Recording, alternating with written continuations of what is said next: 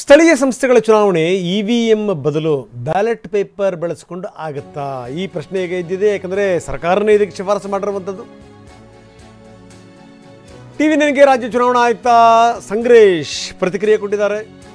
ಸಂಗ್ರೇಶ್ ಹೇಳ್ತಾರೆ, ಕಾನೂನು ಪ್ರಕಾರ ನಿಯಮಾವಳಿ ಮಾಡಿದರೆ ಅದಕ್ಕೇನು ನಮ್ಮ ಅಭ್ಯಂತರ ಇಲ್ಲ.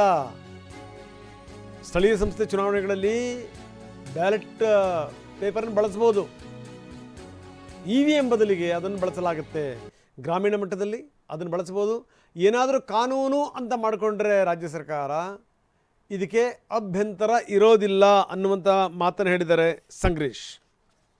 ಮುಖಾಂತರ ಅವರು ಕಾಯ್ದೆ ಮಾಡಿದರೆ ಮತ್ತು ನಿಯಮಾವಳಿಗಳನ್ನು ರಚಿಸಿದರೆ ನಾವು ಮಾಡಬೇಕಾಗ್ತದೆ.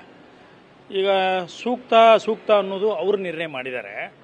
ಅವರು ಯಾಕಂತಂದರೆ ಜನಮಿಡಿತ ಮತ್ತು ಎಲ್ಲ ಚರ್ಚೆ ಮಾಡಿದ್ದಾರೆ. ಸೊ ಅದರಿಂದ ನನಗೇನು ಅಂತ ಏನೋ ಅಡೆತಡೆ ಅಥವಾ ಅಸೂಕ್ತ ಅಂತ ಅನಿಸೋದಿಲ್ಲ. ಅಡೆತಡೆ ಯಾಕಾಗ್ತದೆ? ಆಗಲ್ಲ.